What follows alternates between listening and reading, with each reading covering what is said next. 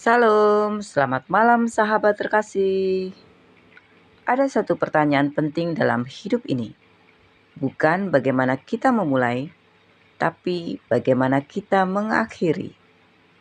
Banyak orang memulai dengan semangat, tapi tidak semua mengakhiri dengan setia. Malam ini kita akan melihat perjalanan hidup seseorang yang pernah gagal, pernah jatuh, tapi akhirnya setia sampai akhir. Dia adalah Rasul Petrus. Mari kita membaca bersama-sama Yohanes 21 ayat 18 sampai 19. Aku berkata kepadamu, sesungguhnya ketika engkau masih muda, engkau mengikat pinggangmu sendiri dan engkau berjalan kemana saja kau kehendaki.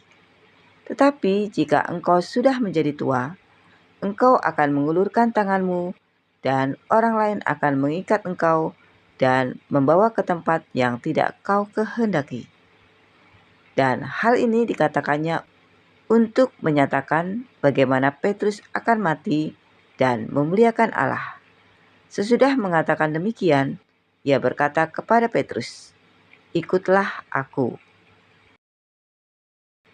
Sahabat terkasih, Tuhan Yesus berkata, "Ketika engkau masih muda, engkau mengikat pinggangmu sendiri dan berjalan kemana saja kau kehendaki.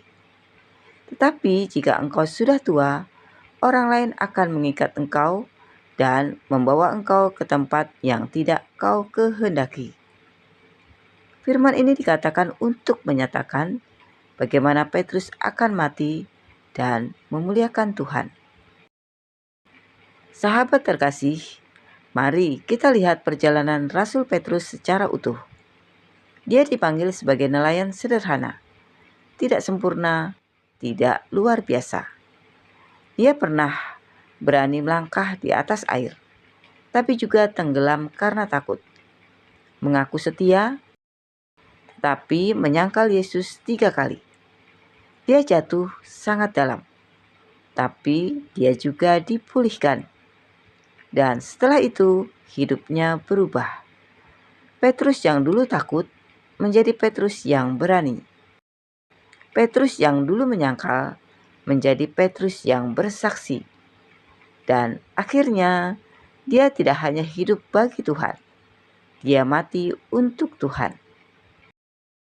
Sahabat terkasih, saat Tuhan Yesus berbicara kepada Petrus, dia tidak hanya melihat masa sekarang, dia melihat akhir hidup Petrus. Dan Tuhan Yesus tahu, jalan itu tidak mudah. Mengikut Tuhan bukan berarti hidup tanpa masalah. Justru seringkali sebaliknya. Ada harga yang harus dibayar.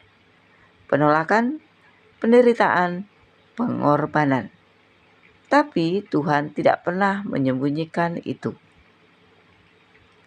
Sahabat terkasih, Tuhan Yesus berkata, "Dulu kamu bebas, sekarang kamu akan dibawa ke tempat yang tidak kamu kehendaki." Artinya, ada fase dalam hidup dari mengikuti kehendak sendiri menjadi mengikuti kehendak Tuhan. Iman yang dewasa bukan hanya percaya saat mudah, tapi tetap setia saat sulit. Petrus tidak lagi hidup untuk dirinya sendiri. Dia hidup untuk Tuhan. Sahabat terkasih, ini yang luar biasa. Dulu Petrus takut pada seorang pelayan perempuan. Sekarang dia tidak takut pada kematian. Apa yang mengubah dia? Bukan kekuatan manusia, tapi perjumpaan dengan Tuhan. Sejarah gereja mencatat, Rasul Petrus mati sebagai martir. Bahkan dia meminta disalibkan terbalik karena merasa tidak layak mati seperti Tuhan Yesus. Ini bukan cerita tentang keberanian manusia biasa. Ini tentang hidup yang diubahkan Tuhan. Sahabat terkasih, hidup bukan soal seberapa cepat kita mulai, seberapa hebat kita terlihat, tapi apakah kita tetap setia sampai akhir? Banyak orang semangat di awal, tapi berhenti di tengah jalan. Tapi Tuhan mencari orang yang tetap percaya saat tidak melihat, tetap taat saat tidak mudah, tetap setia sampai akhir. Sahabat terkasih, mari kita refleksi malam ini. Yang pertama, apakah kita masih berjalan dalam panggilan Tuhan? Yang kedua, apakah kita setia saat keadaan sulit? Yang ketiga, apakah kita hidup untuk diri kita atau untuk Tuhan? Yang keempat, apakah kita siap menyelesaikan hidup kita dengan baik? Sahabat terkasih, mari kita berdoa bersama. Bapa yang Maha Baik, terima kasih untuk firman-Mu malam ini. Ajar kami untuk tidak hanya memulai dengan baik, tapi juga mengakhiri dengan setia. Saat jalan terasa berat, kuatkan kami. Saat kami lelah, ingatkan kami akan panggilan-Mu. Biarlah hidup kami memuliakan Engkau sampai akhir. Di dalam nama Tuhan Yesus Kristus, kami berdoa dan mengucap syukur. Amin.